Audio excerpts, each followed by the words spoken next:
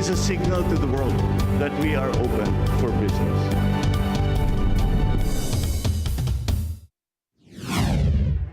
We are now open for business.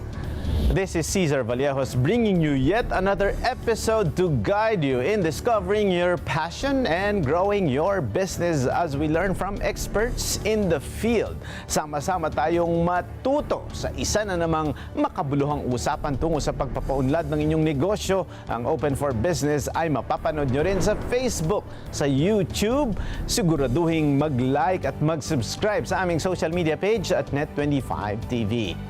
Alamin natin, suriin mula sa mga negosyante, thought leaders at mga personalidad sa iba't ibang larangan ang mga strategies, trends at mahalagang karanasan sa pagninegosyo dahil tayo ay open for business.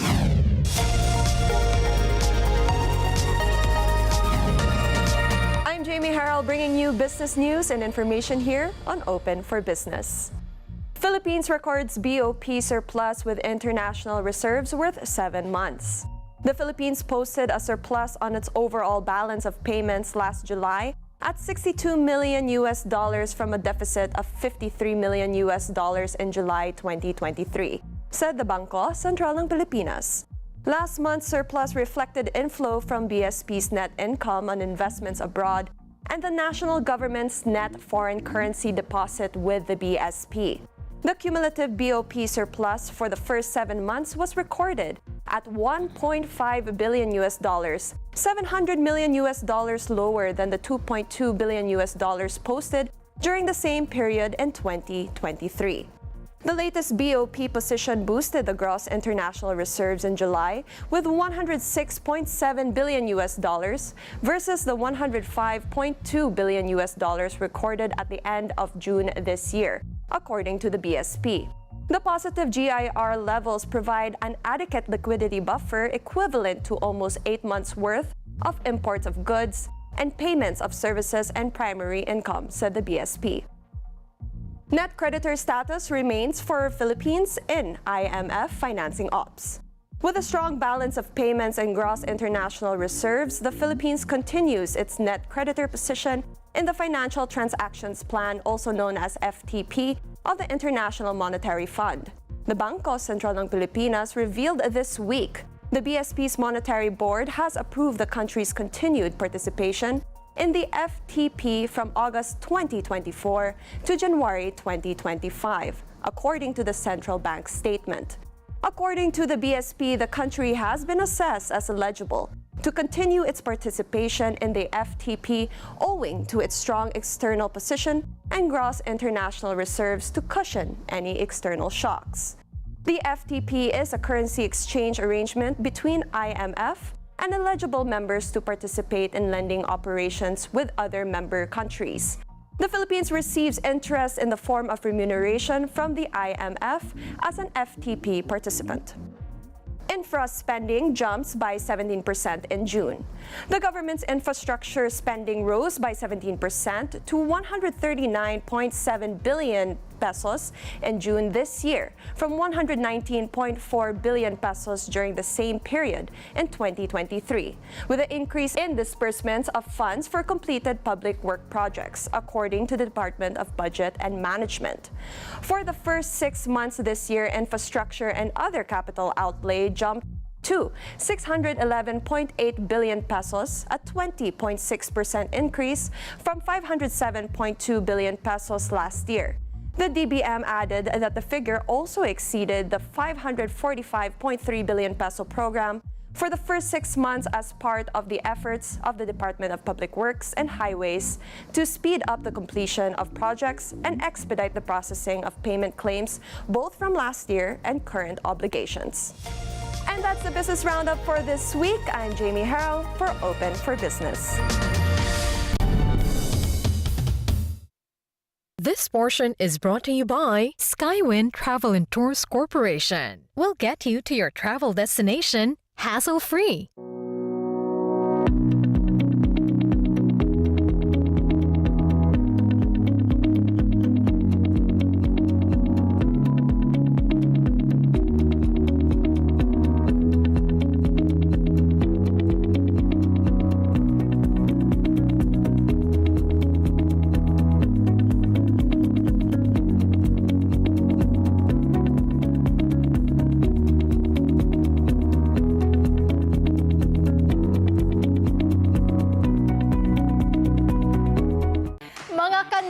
2025. Ako po si 𝗦𝗁𝗆𝗆. Ako naman po si Diana Menezes. Iniimbitahan po namin kayo na makitakbo na po sa Net25 Fun Run sa August 26, 2024. Monday po yan sa Philippine Arena, 𝗟𝗏𝗏 de Victoria, 𝗗𝗏𝗴𝗶𝗏𝗏, Bulacan. Isama na ang iyong buong pamilya at barkada and register na po by scanning this QR code sa inyong mga screen. Net25 Fun Run, see you there!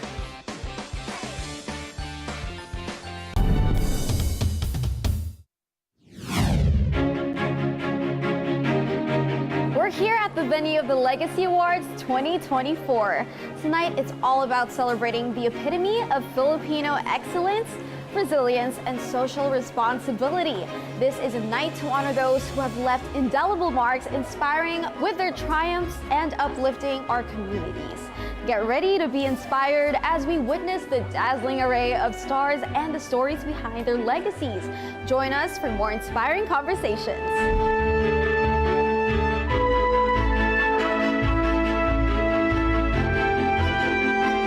See, I'm smiling from ear to ear because I'm right next to the one and only Miss Nova Villa. Congratulations! Salamat po. Kumusta po kayong lahat? Wow, you know, you are legendary. Ang tagal nyo na po sa industriya na to. Yes. And for those who don't know, showbiz is a tough industry. Okay? How did you stay resilient po sa years nyo ng pagiging artista? Well, I still believe na it's a gift, no? Nandoon yung sigla. Nandun pa rin yung love for your craft, no? At ito naman ay nakikita ko sa mga fans, sa mga tao when they say, Nova, nakakatawa ka, Nova, naiyak ako sa ginawa. Bakit sila natatouch? Now, the theme is excellence, resilience, and, you know, social responsibility. Excellence is tiring po, di ba? Alam po natin yun. How did you personally stay resilient in the process ng success natin? So kahit maraming pwedeng mag-influence ng hindi maganda, kailangan talaga you stay in your ground. You stay who you are. And if ever there are changes, have room for changes. Para makita mo, mabago yung kung ano yung mga wala ka, magkaroon ka. And see, on your own, di ba? Pag may mga achievement ka na, nakakatuwa. Hindi para ipagmayabang. Kung hindi para influensyahan ng iba na, come on, get out of your cocoon. Pakita mo, be a butterfly. I just want to say congratulations, Ma'am Jessie. What do you feel about the award? It's very overwhelming and, well, I'm not surprised. No? The hard work paid off. Yes. Yes. Wow. First of all, beautiful skin. How did you attain the beautiful skin while succeeding in business? My business is skincare, so I need to be the product of my own product. That is a beautiful statement. As a businessman, you are the product itself talaga. Yes. Jessie & Co. started last pandemic. Lahat ng mga businesses ay nagko-close. And that's the time that I decided to create my own skincare line. So inspiring. You mentioned nag-start po kayo sa pandemic. How did you stay resilient to really achieve victory at this point? Yeah. I made sure that in everything I do, nandun yung puso ko. And I know that ang failure kasi is not a person, no? That's only a situation. And only failure is also part of success. So kapag nag-fail ako, laban lang, tuloy lang. Yeah. We are one of the largest supplier of vaccines and biological products in Philippines. Our goal is to save the lives of the people in the Philippines and all around the world, and to give the best quality of medicines and vaccines. For entrepreneur, my message, don't think for the money that I want to make money, no. Think I can bring the cheap, lowest price, good quality. Nowadays, the people are, in every field, they're trying to get the worst and they want to get the best price. That is not the good message. The good message for me, bring the best and get the lowest price. I was hearing all your repertoire and I'm astounded. How were you able to achieve so much? Well, maybe it's because I grew up in a company that takes care of the less fortunate. And it was started by my grandmother. We give jobs. Growing up in that company where you deal with janitors, factory workers, you learn the problems that they go through day to day. And when I entered the public service, it became a magnet for me to be able to help more people. Maraming salamat po sa Legacy Award, sa pagtitiwala, sa paniniwala po sa aming himpilang. Radyo Aguila, salamat po ng marami. Unang-una po sa ating Panginoong Diyos. Lahat po ng kapurihan at karangalan, ibinabalik po sa Kanya. Nagpapasalamat tayo ng malaki sa management ng Net25 dahil sa kanilang mga ginawang pagsisikap at sa ating mga kasama sa trabaho. Nakatanggap tayo ng maraming mga awards. Isa nga po itong Legacy Award ngayong taon. At ito ay nagpapatunay na tayong lahat ay nagsisikap na magampanan ang ating mga tungkulin sa himpilan. At ito ay magsisilbing inspirasyon para lalo pa natin pag-usayan ating mga ginagawa at makapaglingkod pa tayo sa ating mga mamamayan, makapagbigay tayo ng serbisyo publiko para sa lahat. For me, it's a very humbling experience because kahit papano nakita yung ginawa ko. Sa field kasi talaga ultra positive yung attitude ko. For example, may mga stories na mahirap makuha. Hindi ako yung tipong nawala ng pag-asa. Kung mahirap yung storya, lalo ako na-challenge para doon. That is something to take note of. Make the challenges provoke you to do better, right? Yes. One more advice for anyone who wants to follow your footsteps. Journalism kasi is really a form of public service. Ang importante dito is dapat talaga yung pinaka-totoo na kaya mong i-present sa public. Yun yung dalin mo, yung purest form ng truth. Kasi marami ng versions ngayon pwedeng yung truth ng isang social media person, pero yun yung version niya. Yes, so dapat yung pinaka truthful na form kasi yun yung kailangan ng tao. Unang-una, nagpapasalamat po ako sa Legacy Award at napabilang tayo sa prestigious event na to at gayon din ang aming LGU ay nagpapasalamat na nasama at napabilang din sa awards night na ito.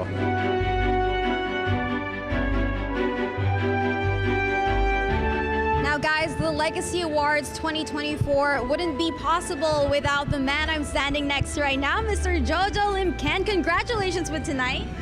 Much happy that you are all here and we have this full packed place and we are very happy that everyone is being recognized. Very true. Beautiful night. Can you please tell us what sparked the idea ng theme this year? Yung excellence, resilience, and social responsibility. Actually, that's the very essence of the Legacy Awards. We worked on this realization when we started the full branding of these awards. Previously, it was just a part of World Class, Customer's Choice, and Best Choice. After the pandemic, we realized that it's high time that we worked on this in a full capacity because we found out that you survived, you are able to work on giving back to the community with continuing the business, the practice of a profession and your work.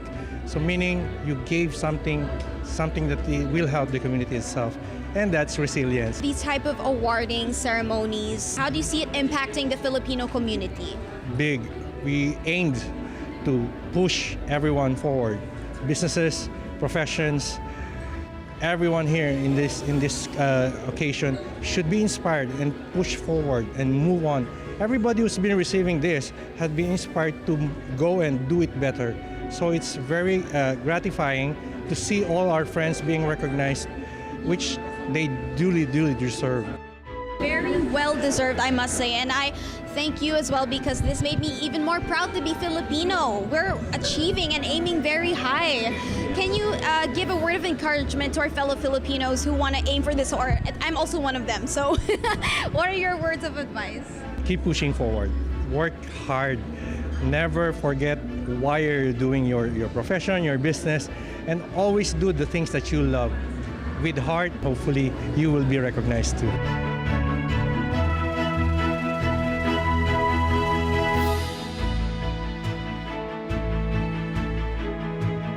And that's a wrap on the Legacy Awards 2024. Congratulations to our very own Net25 and Mr. 𝗚𝗶𝗴𝗶𝗲 together with Mr. Alex Santos, Responde, and 𝗏𝑅𝑎𝑑𝑜 Aguila for the recognition so well deserved. What a truly inspiring night of celebration for excellence, resilience, and social responsibility. We've witnessed the coming together of the country's brightest stars from the world of business to entertainment, all united by a common goal, which is to uplift the Filipino spirit. As we bid adieu to this unforgettable evening, let us carry the inspiration of these awardees in our hearts and strive to make a positive impact to our community. Congratulations once again to all our winners. Once again, I am Gia Gonzalez for Open for Business. This portion is brought to you by Pure Gold. Sa Pure Gold, always mura, always kompleto, always may promo, always panalo. Whether you're a seasoned athlete or a runner for fun, the Net25 Family Fun Run is for you. With the following run categories: 1K, 3K, 5K, and 10K. Everyone has a reason to run.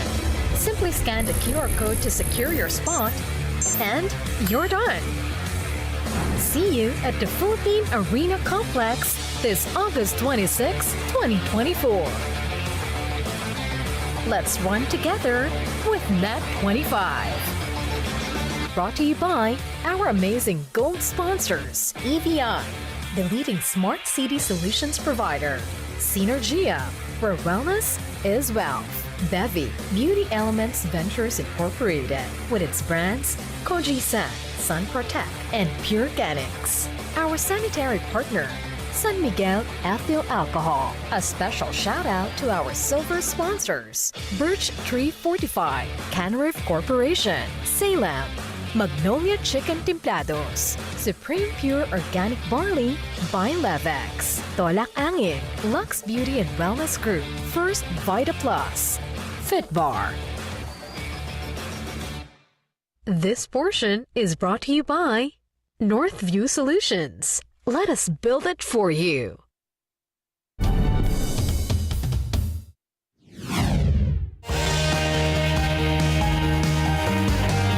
As we ring in the new year and remain hopeful to improve our financial standing, Open for Business discusses wealth management tips with focus on cooperatives. All over the Philippines, there are 18,848 cooperatives in 2020 as per the Cooperative Development Authority. About 10,900 were active. It's high time to get to know cooperatives well and see what opportunities lie ahead in terms of investments. Joining us is an expert in financial education and cooperatives, having formed his own social enterprise development partnerships, or 𝗏𝗏, which quickly grew as it embraced microfinancing, financial education, and social entrepreneurship. With over 20 years' experience in social enterprise, he has been invited as a speaker in international conferences, including Asia and Europe. He also authored a book on financial literacy called Learning or Earning Wealth: Successful Strategies in Money Management. Please welcome Ariel Vincent Rapisura, President, CEO of 𝗏𝗏. Salamat sa pagpapaunlak sa amin, Vince. How are you? Thank you, Cesar. I'm good at maraming salamat din sa invitasyon para sa pag-guest dito sa Open for Business. Last time that we saw each other was in a Pag-ibig event, and I think you were representing 𝗏𝗏 and you were promoting what's good for the cooperatives when it comes to Pag-ibig. Can you tell us more on the 𝗏𝗏 initiatives as far as Pag-ibig is concerned? Yeah, in 𝗏𝗏, what we do talaga is promote what we call social investments. Ito yung tayo ay nag-i-invest with the heart. Hindi lang puro profit yung tinitingnan natin, pero dapat at the same time, nakakatulong tayo sa lower income segments or nakakatulong din tayo sa environment. That's the difference. No? We're focused actually on social investments. And that's where Pag-ibig comes in, kasi when we save in Pag-ibig, that's going to be used for housing. And housing is one of the challenges nating mga Pilipino. There's about 6 million backlogs in housing.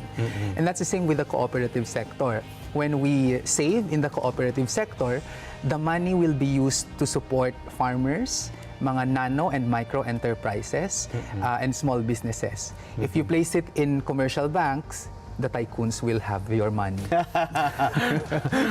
Okay, but if you place it in where? Yeah, in Pag-ibig MP2 or in cooperatives, it will benefit the local economy. It will promote local economic development.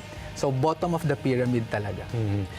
Now, Vince, siguro para sa mga gustong makaalam pa, ano ba ang pagkakaiba ng enterprise sa social enterprise? Yeah. Di ba? Marami kasing pag sinasabi mong yung iba, social enterprise, ano na to, ito yung may sinasabi nila, ito yung may puso. But you mentioned somehow na mas nakakatulong ito sa nasa laylayan ng lipunan, sabi nga nila. So when you say social enterprise, what exactly it is? Yung social enterprise is really not just focused on profitability, pero it also has a social and environmental agenda.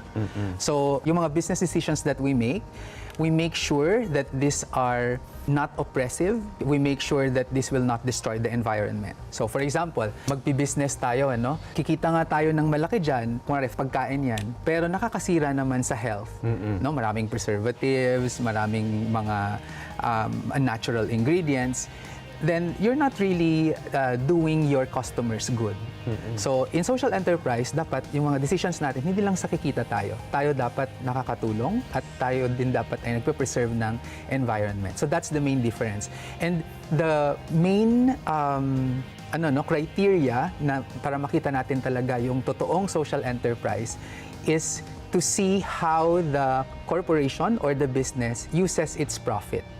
So kung yung profit niya ay dinidistribute lang niya sa mga kapitalista, kasi yun yung yung mode, di ba?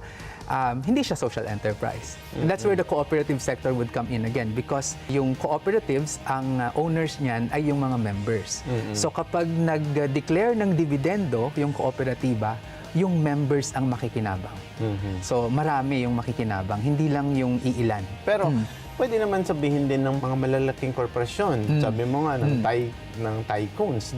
Sabi nila, meron din naman kaming social purpose. We also have this heart for the society and we give back to the society. Yeah. But if you ask them whether they would do it if it's not profitable, they won't. But social entrepreneurs will. Kasi yung social mission and environmental agenda is equal to the profitability. O kunwari, sabihin natin yung mga big corporations, can you go into this market pero break even ka lang? Ayaw nila yun. Ayaw nila yun. So, pag sa social enterprise, pwede yun. Pwede yun, yes. But, di ba, based on SDGs, di ba, United Nations, parang 17 ba yun? With that 17, even the largest corporations now have special reports on this impact to the planet, environment. Right. So, how would you explain that? Actually, good yun, that they're trying to adopt it. Pero there's also plenty of studies that the report is just there for compliance. Actually, may term nga na ginagamit dyan. It's greenwashing.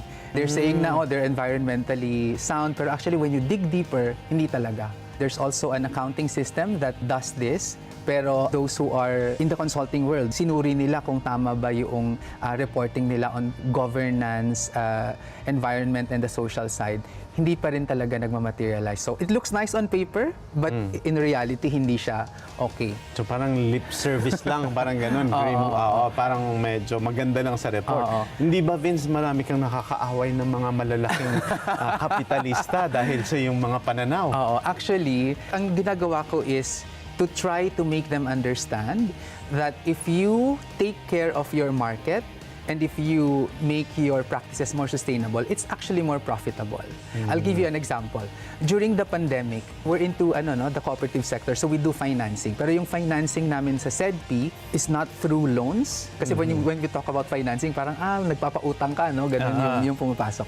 So sa amin, we shifted the paradigm. Instead of a creditor-debtor relationship yung ginagawa ng co-op namin, what we do is sabi namin, hindi, we're business partners. So we call them kanegosyo. Kasi pagkakaiba nun, pag nagpapautang ka, may nagbabayad. Yes. So ito naman, kapag business partner, malugi ka, malugi kayo pareho. Malugi kami pareho, at ang mas mahalaga sa amin ay tutulungan ka namin humanap ng paraan para makabangon ka ulit. Yan. Because kapag tutulungan ka namin na makabangon ulit, edi masaya, marami akong kliyente.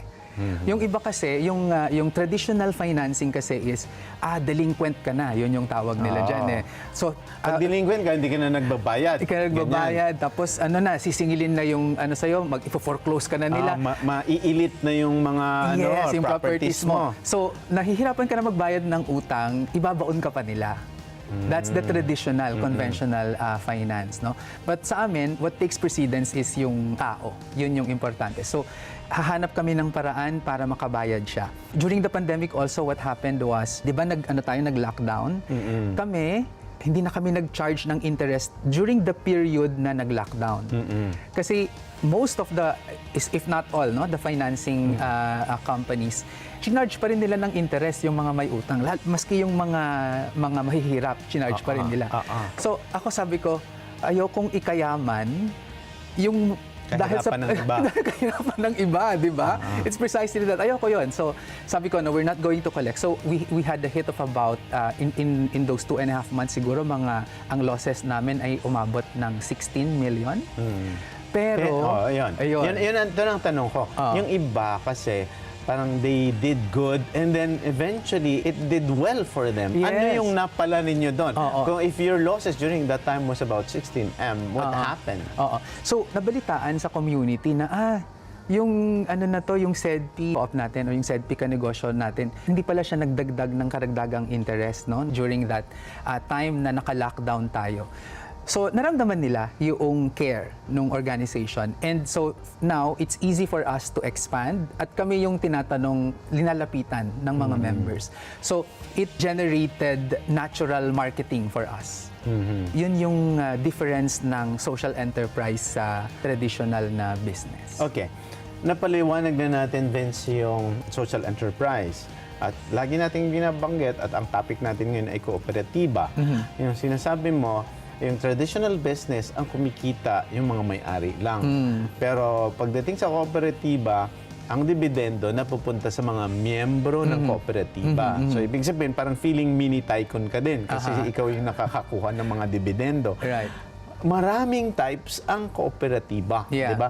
Parang I read, 'di ba, out of the 18,848 'yon, according to CDA, may 10,000 active. Ano tong mga to? Ano ang klase ng mga kooperatiba? So marami yung mga savings and credit cooperative. I think most are multi-purpose cooperatives, so they can go into a lot of businesses, no kinds of businesses. May mga transport cooperatives, there are also workers cooperatives. Ang difference kasi ng cooperatives is we bond together to help each other, no? And we create a business out of that. We share in the profits and losses. Kapag traditional business kasi, mga kapital tayo para kumita. That's the purpose. Pero sa kooperatiba, yung sense of community talaga mas malalim. Kaya usually kapag titignan mo yung mga types of cooperatives like sa transportation sector, talagang yung mga members ng kooperatibang yan, mga tricycle drivers, jeepney drivers, they're bonding together to be able to run the business more efficiently. At kapag kumita sila, paghahati-hatian nila yun, yung benefits. Okay, so ito, based dun sa research, may credit, cooperative bank, producer cooperative, multipurpose, other types of cooperatives. Sino-sino yung mga players na yan? So ito ba yung parang, okay, we have a common interest, we bond ourselves together, and saan dapat ito na i-register? Paano pag ayaw mo na? And things like that. You know, how do you go into the process of forming a cooperative or earning from it? And you know, what's your exit strategy din dyan? Parang meron din bang ganon? Actually, yung forming ng cooperative, minimum of 50 cooperators ang dapat na meron tayo dyan. And you have to register it with the Cooperative Development Authority. To earn from it, you can be a member. So usually, may pre-membership education seminar. Unlike, for example, when you open a bank account sa banko, wala na, di ba? You just sign the documents, give your ID, that's it.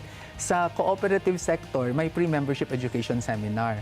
So, i-orient ka ng kooperatiba, what the mission and vision is, ano yung products and services, and how it works. And usually, you can earn by becoming a saver and providing share capital in the cooperative. So, ako, ang framework ko sa pagpili ng kooperatiba, or actually, in any kind of investment, I have a framework, I call it the SECSI framework. Sounds sexy. Sounds sexy. S is for secure, no? Should be secure. Yan yung pinakauna. So in the cooperative sector, to make sure na... Secure in the sense na, ano yun? Yung pag naglagay ka ng deposit mo or ng share capital mo, ay hindi mawawala yung pera mo. So secure siya to quickly determine kung okay yung cooperative. Kasi sabi mo nga, 10,000 lang yung active. Actually, dun sa active na yan, I'd say mga nasa 1,000 lang talaga yung okay. Okay. In the same manner, ganun din naman sa mga corporations. No? I think there are dami nakarehistro. Pero yung magagaling, okay, mga 1,000 lang talaga. So, for the security side, I look for cooperatives that are at least 10 years in existence. They own their headquarters. Hindi sila... So, may opisina ito. Pagmamayari nila, hindi nagre-rent lang. No? And then yung pangatlo is, I look at the score of their Co-op Pesos score, which is a score that the Cooperative Development Authority gives when they audit the cooperative. What is score like? Is it from 1 to 10? It's from 1 to 100. So, ang score dapat ay 80 points and above. Okay. So, and then this is basically coming from the CDA. Yes. So if it's 80, pasado ka. Yes. So parang may mga parameters yun. Yung 80 ay very good na yun. No? I think yung pasado is 70. Okay. So parang grade din sa school. So parang may mga ano yun, parang areas where you have a specific score. Yes. Okay. Ayun. So these are the three main indicators or quick indicators that I use to determine whether this cooperative would be a good candidate for placing my savings or share capital investment. Okay. No? So that's the secure side. And then sexy, E is for encashability or liquidity. So dapat madaling i-convert into cash kung nag-save or nag-invest ka sa kanila. So that one. And then yung X, I call it the X factor. The X factor is social and environmental agenda. So that's the X factor investing. When you say social and environmental agenda, ano yun? Kasi parang ito ba yung sinasabing, dapat yung mga materials ng produkto mo, organic, mga ganyan. Well, hindi naman necessarily organic. Yung mga okay naman or hindi nakakasira sa kalikasan. Yes, oo. So for example, mag-i-invest ba ako sa minahan na nagpa-follow ng rules para ma-preserve yung environment. Pero kung alam natin, hindi naman din bawal ang minahan. Basta huwag lang makasira sa kalikasan. Or meron siyang mitigating measures. No? O kaya, renewable energy ka na lang. Yes. Doon na lang tayo sa renewable energy, mag-invest. Mga ganun siya. Yung social side is, we have to make sure na hindi oppressive. Like for example, mababa yung presyo ng mga produkto nila, pero below minimum wage pala magpasahod. Di ba? So, nakatipid tayo, pero at the expense of the employees.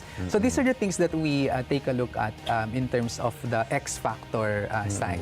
No? And then we go to Y. So yun yung pagtingin ko sa security and cashability X factor, and then panghuli talaga yung Y, which is yield, no, or yung returns. So bago mo paisipin yung kikitain mo, you have to make sure na secure and cashable at may X factor yung investment product or savings product mo before you take a look at the yield. Kasi usually ang mga Pilipino kapag nagtatanong ng investment, ang unang tanong ay magkano bang kikitain ko diyan? Sabihin ko 30%. Pero bukas wala na ako. 'Di ba? Kaya kailangan ang titingnan mo muna, secure ba 'yan? Safe ba 'yan? Na madali bang i-convert into cash at may X factor ba 'yan, no? Social and environmental, bago yung yield. But Vince, the way you explain it, we also see that in corporations. Paano ang pagkakaiba? Ano ang pagkakaiba ng isang korporasyon sa isang kooperatiba? Kasi di ba, sabi mo nga, sa cooperative, meron din siyang member cooperatives. Parang yun yung board or yun yung investor. And it's with CDA. So parang magkaiba sila ng pinagre-rehistruhan o government body that handles or that regulates it. So what is the difference between a corporation and a cooperative? So, yung corporation, ang main na nagpapatakbo sa kanya talaga is profitability. Like us, we also have corporations, pero doon sa mission and vision statement namin, talagang nakalagay doon na we are a social enterprise, pero ang embodiment niya ay corporation. So, ang main difference talaga, for example, member ako ng co-op, no? Bumili ako ng produkto ng kooperatiba, yung pagbili ko na yan doon sa kooperatiba, at the end of the year, titignan na yung financial statements ng kooperatiba at magkakaroon ng tinatawag na patronage refund. Yung patronage refund is a rebate to me based doon sa kinita ng kooperatiba. Tapos, aside from that, may kita pa yung kooperatiba, may dividend pa ako as a member. Pero sa corporation, sa traditional business, when you buy a product, that's it. You don't get any patronage refund or you don't get any dividends.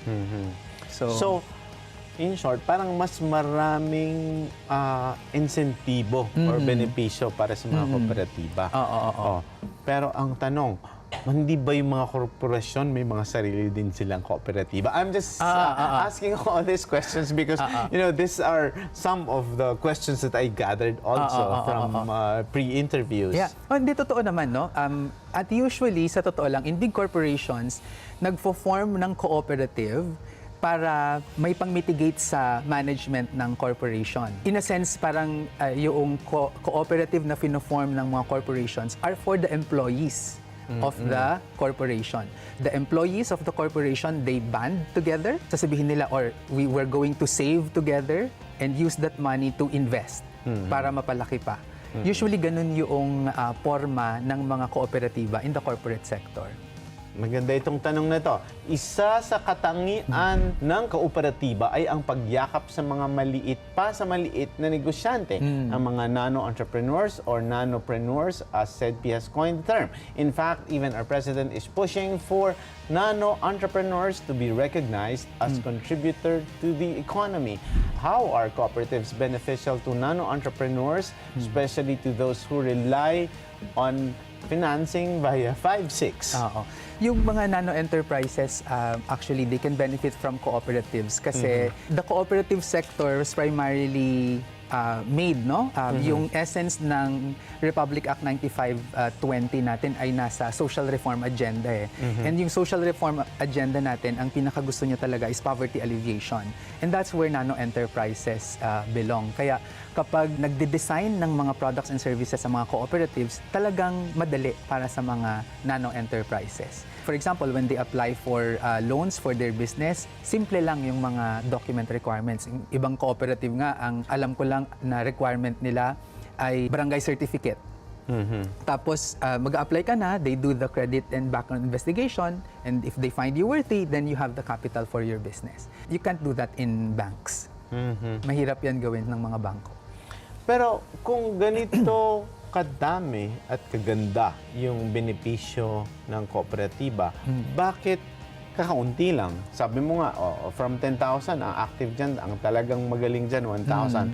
Why only 1,000? What's your insight on that? As I mentioned a while ago, no, parang there's about 1,000 cooperatives. But if you take a look at the co-op membership in the Philippines, there are about 10.2 million Filipinos who are members no, of the cooperative sector. So maaaring kaunti lang pero madaming miyembro. Madaming miyembro. At saka yung 10.2 million na yan, if you take a look at the working age natin, no? Kung titingnan natin yung ating eligible na for the election, so 18 and above, mga nasa 40 million lang yan eh. So, if you take a look at that, 40 million versus 10.2 million na membership, significant naman yung numbers. No? So yung in terms of reach, madami. Saan marami ang cooperatives? Parang in terms of geographics yan, parang saan sila? Luzon, Visayas, Mindanao, kalat-kalat din ba yan? Kalat-kalat yan, madami yan. In fact, if they go to my website, no, so @𝗏𝗏𝗏𝗏𝗏𝗏𝗏𝗏𝗏 or i-google nila Vince Rapisura and then top co-ops in the Philippines, gumawa ako ng listahan ng top 3 cooperatives per province. Kasi laging tinatanong sa akin saan ba magandang kooperatibang tingnan?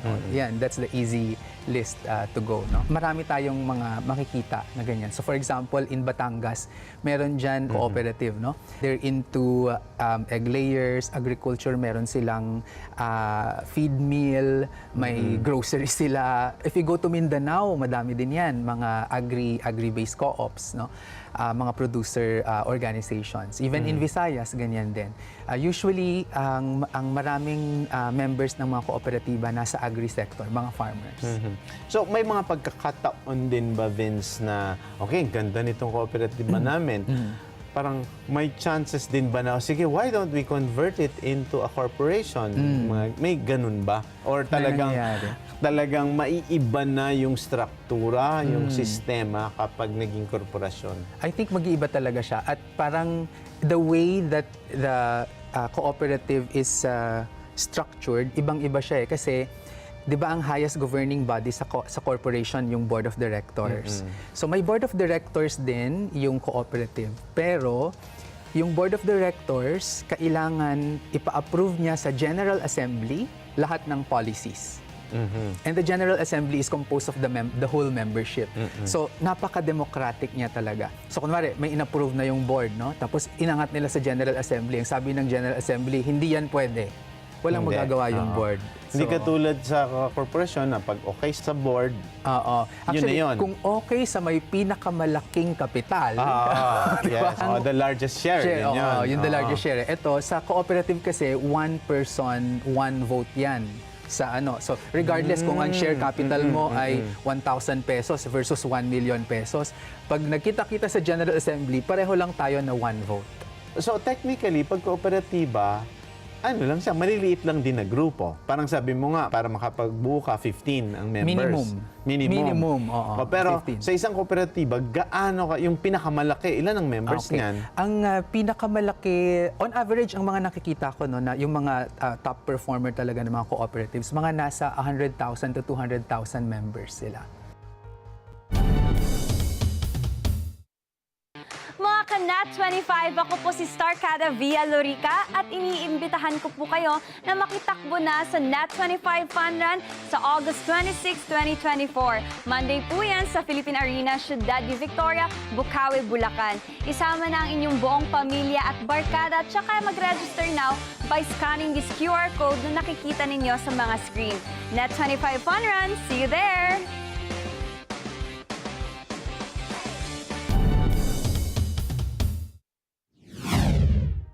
Puntahan naman natin yung paano tayo kikita dyan. Like say, from a financial standpoint, what are the key considerations for investors looking to invest in cooperatives in terms of risk and potential returns? When you invest in a cooperative, if you are purely motivated with the returns, then the cooperative investment is not for you. Okay? Kasi when you become a investor in the cooperative, you enter into the membership. Importante that you understand that you are going to belong to that community. Hindi ka passive investor. Diba? Hindi participative ka. Talagang very active ka. Kasi kung may boto ko nga diba? So, ma-participate ka sa General Assembly, ganyan. So, I just want to emphasize that, no, na kapag tayo nag-invest sa kooperatiba, we have to make sure na we're entering into a community with the rest, no? So paano natin malalaman yung kooperatiba na okay? So as I mentioned a while ago, dapat 10 years in existence na sila, they own their headquarters, and Co-op PESO score of at least 80 points, no? Tapos depende na sa'yo kung anong klaseng kooperatiba yung gusto mong salihan. But in this case, parang do you also reject memberships? Or kunyari, like say for example, kung sige, nag-invest siya, pero very passive naman siya. So parang can he booted out as a member of the cooperative? Yeah, it would entirely depend on the articles of cooperation and bylaws niya. There are cooperatives, for example, that they're only limited to a certain group or a certain geography. So for example, I register my cooperative and I only get a license from the CDA to operate in Metro Manila. So if you live outside of Metro Manila, i-reject nila talaga yung application mo, no? Or merong mga ano din, no, mga closed cooperatives ang tawag din nila yan, no? So let's say for example lang, pang fisherman ito, no? If you're not a fisherman, then you cannot become a member of that cooperative. So may mga ganun din na so parang titingnan mo talaga yung bylaws nung ano ng kooperatiba. Okay. So halimbawa, ako ay maliit na negosyante. So parang sa palagay ko makakatulong sa akin yung kooperatiba. Anong gagawin ko? Do I have to enter my individual name or my small business to that cooperative, or you can do two things at the same time? In the Philippines, no, only individuals can become members. So hindi pwedeng mga juridical personalities lang like corporations or your business. So talagang pangalan mo. Pangalan dapat. Ikaw yan. But you see that. I'm sure there are MSMEs who are registered, whose owners are registered as individuals in the cooperatives. Yeah. So they get the best of both worlds. Parang ganun ba? So they get they become a member of the cooperative and they put up their business. That's totally fine. Wala namang kaso doon. Pero, kung maganda sa selection process nyo rin yun, check ano ang maitutulong ng individual na ito sa kooperatiba, parang ganyan. Pwede rin, no? Actually, mas yun yung titignan din natin. Di ba yung community nga kasi siya eh. So rather than what will I get from that cooperative, ano yung maitutulong mo para sa kooperatiba. Sige, pumunta tayo doon sa financial strategies na. Isa sa mga nabasa namin ay napag-aaralan ang pagpapayaman. So ngayon, paano kayayaman sa kooperatiba? I know that you have these social initiatives. I know that you are after the environment, you're after the impact of the cooperative to the environment and to the planet and to the well-being, to the community. Kasi siyempre importante yung why din doon sa sexy mo. Naman. So ano yung yield doon? So paano kikita? Right. So if I compare, I started investing in the cooperative sector in 2005. So I select strong cooperatives where I place share capital, and consistently I've been getting 6% to 12% dividend tax-free from those investments. Compared to my stock market investment. Ano nakukuha mo doon? Taas baba siya eh. So kung 6 to 12, ano yung traditional? Dito sa stock investing, it could go as high as 50% in a year. But it could also go negative. Negative 30 yata yung pinaka. So ang pipiliin mo yung consistent na. Yes, kasi alam mo, Cesar, ang sinasabi ko nga, yung pag-i-invest, ang strategy mo dyan parang pag-ibig. It should be consistent and predictable, di ba?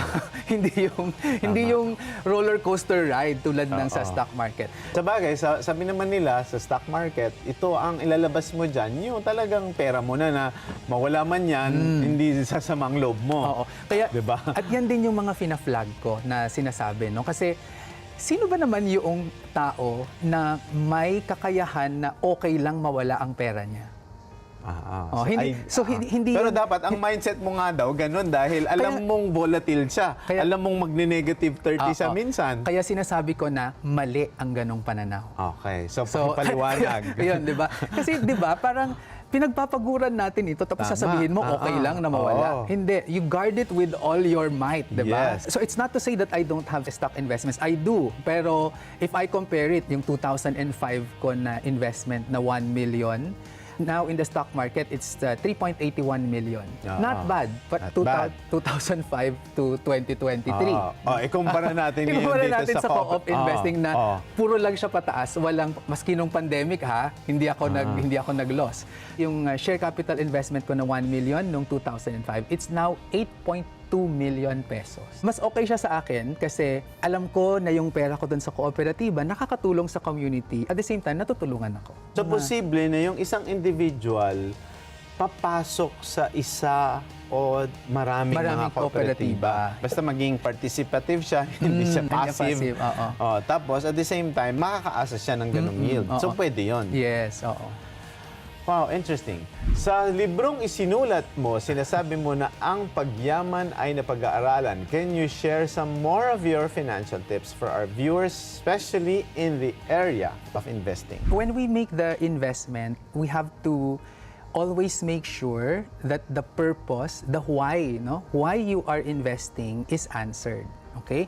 Kasi kung ang gusto mo lang ay magkaroon ng pera, malabong goal yun eh. No? It doesn't excite me really, because a lot of people can just do that. Pero if you're saying na, okay, itong investment na ito ang pang-retirement. Okay, itong investment na ito dapat ay gagamitin ko pagpatayo ng bahay, pagpaaral sa aking anak. If you take a look at those purpose, kaya mo ba talagang ilagay yan sa isang investment na pwede kang malugi? The answer is no, right? So out na agad yung stock market for me kasi pwede kang malugi, di ba? So you go into safer investments. So for retirement, ganyan, para sa akin dyan, yung SSS natin. Kasi yung SSS natin, marami, minamaliit yan, ganyan. Pero actually, wala pa akong nakitang private pension product na tatalo sa SSS with the amount that you contribute.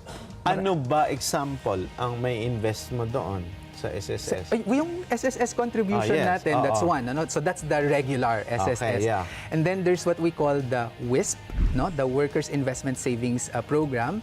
As outside na yun ng regular, pero may counterpart pa rin yung employer mo kung ikaw ay employed. And then there is a self-managed one, which is what we call the WISP Plus.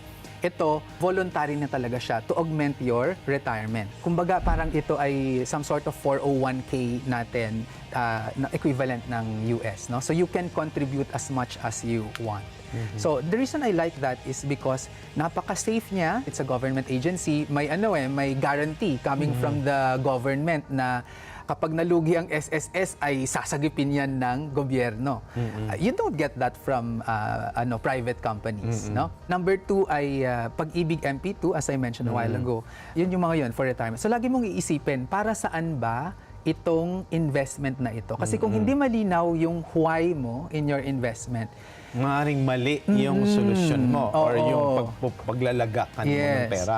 Okay, we're done with the retirement halimbawa. Sinabi mo nga marami yun. It could be SSS, maraming option. Ano pa yung iba? Halimbawa, sabihin natin, pagpapatayo ng bahay. Saan ka? So, sa pagpapatayo ng bahay, unahin mo yung pag-ibig, na maglagay ka ng contribution doon. Kasi, ang pinakamaganda sa pag-ibig kasi, you only have to put up 5% of the property that you want to build, yung bahay na papagawa mo. So, kunwari, 1 million pesos yan, yung bahay mo, Mag-ipon ka ng 50,000 pesos, na savings. Yun yung equity mo kay Pag-ibig. Kunyari, kung may 50,000 ang naipon mo, mga magkano yung may hiram mo sa Pag-ibig sa halagang 50,000? Hindi siya nakadepend dun sa savings mo, Nakadepend pa rin siya sa capacity to pay mo. Yun. So, yun, So, usually, if I'm not mistaken, basta yung magiging monthly mo sa pagbabayad sa kanya, hindi lalagpas ng 30% ng kinikita mo. Okay. So, kung kumikita ka ng 20,000 pesos per month, dapat pag nagbabayad ka na ng amortization mo sa kanya, hindi lalagpas ng 6,000 pesos. So may matitira pa rin sa'yo? Yes. Halimbawa, gusto mo paaralin yung anak mo, ano naman investment ang pupuntahan mo? Okay. So, depende sa time horizon. Kung bata pa, yung anak mo, okay ako to go into real estate investing, Kasi maganda yung rental income at may pagbata pa, mahaba pa yung PC, pwede ka pang bumawi, Pero pag kunwari mga 5 years na lang, magka-college na siya, retail treasury bonds, retail dollar bond, Pag-ibig MP2 is still good. Time deposit from rural banks and cooperatives, kasi di hamak na mas malaki yung interest rate na makukuha mo sa kanila. Sa rural bank, pag nilagay mo yung time deposit mo sa kanila na 5 years plus 1 day, it's tax-free. So, yun, wala nang withholding tax na 20%. Okay. Ito naman, Vince, kasi maraming nanonood sa atin ng mga MSMEs, yung mga may maliliit na negosyo. Kanya, sabihin nila, kailangan ko pa ng additional na kapital. Saan naman sila kukuha ng investments? Co-op yan, no? Yan yung pinaka-okay. Kasi kapag sa co-op, nagpa-member tayo, mas madali tayong makakuha ng capital for our business. Usually, kapag nano or micro enterprise ka, napakadaling kumuha ng capital for business sa kooperatiba kumpara sa bangko. Mas kakaunti yung document requirements. Ano lang? Kasi siyempre sa bangko baka ang dami. Daming papel. I think no, kung ang kailangan mong kapital ay mga hanggang 50,000 pesos, government ID plus barangay certificate, okay na, ika-credit and background investigation ka na. Sa kooperatiba. Sa kooperatiba. Pag sa bangko, ay nako, kailangan mo ng bank statement, kailangan mo ng business registration, ipapakita mo, mga ITR mo, di ba? Thank you very much, Vince, and I'm sure there's a lot of things. We hope that we invite you again so that you can explain the other advantages of investing in cooperatives, giving back to the community, you know, helping the community, and making sure that the environment is safe because of all these initiatives and the special structure, you know, that is observed in cooperative development. What advice would you give to individuals or investors interested in aligning their investments with social impact through cooperatives? Just follow yung my framework for investing, which is what I call the sexy investment. So security and cashability, the X factor for social impact, and then before we think of the yield. Lagi kong sinasabi yan, at the end of the day, kasi whether you invest it in the stock market or in the cooperative, may chance of loss talaga yan. No? May risk talaga dyan. Pero I take comfort na if I lose my money in the cooperative sector, I know where my money went.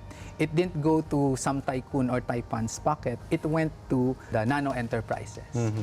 So meron din ba, Vince, tayo sa industriya ng kooperatiba na talagang masasabi natin mga successful na names dun sa cooperatives? Meron bang mga dating cooperative member na ngayon ay tycoon na?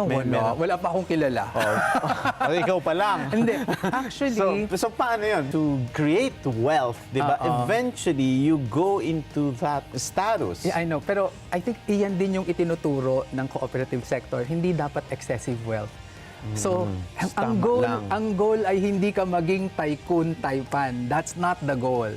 The goal is for everyone to have a convenient and happy life. And which is related to your poverty alleviation initiatives na kailangan makahango sa kahirapan. Yes, Madaling sabihin yun, poverty alleviation. Pero in your case, ano yung basic minimum ba ang tawag doon na parang wala ka na sa kahirapan? Sa akin, you have a sense of security of your own home, yung sarili kang pabahay. And that's what we're doing in 𝗏𝗏. No? We have socialized housing. Mayroon ka ding access sa maayos na healthcare system. We have our universal healthcare law, pero kulang na kulang pa. I think dapat talaga mapaigting pa yan. No? And then, mayroon tayong sapat na kita para tayo makakain, makapag-aral, at magkaroon ng maayos na buhay. Yun yung nakakaangat sa kahirapan. Wow, I think that's the best way to end this conversation. Thank you so much, Vince. And bago tayo matapos, saan kanila matatawagan, saan kanila mahahanap, at kung may mga pagtatanong pa tungkol sa kooperatiba, where can they find you? Yeah, so they can visit my website, 𝗏𝗏𝗏𝗏.com, and they can also follow and subscribe to my YouTube channel and my Facebook page. It's 𝗏𝗏𝗏𝗏𝗏 also. Open for Business. We'll be back. Stay with us. Mga ka-Net25, ako po si 𝗏𝗏𝗏𝗏 at iniimbitahan po namin kayo na makitakbo na sa Net25 Fun Run sa August 26, 2024. Monday po yan sa Philippine Arena, 𝗏𝗏𝗏𝗏 Vodcavite, Bulacan. Ako, masaya to. Kaya ano pang ginagawa nyo? Isama nyo na ang buong pamilya, buong barkada at lahat ng inyong kakilala. Kaya mag-register na po by scanning this QR code sa inyong screen. Net25 Fun Run 2024. This is gonna be fun. I'll see you out there, guys.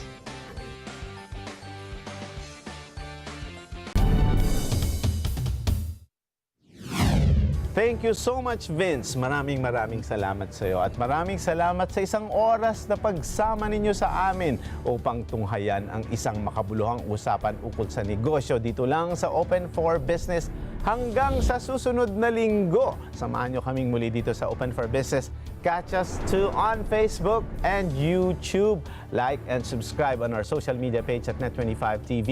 We will bring you more insights from industry experts, thought leaders, CEOs, and featured SMEs. Together, let us help encourage business development in the Philippines, sharpen your business acumen, feel the pulse, and set the trend for as long as you're informed and open for business. Ito po si Cesar Vallejos. Marami pong salamat.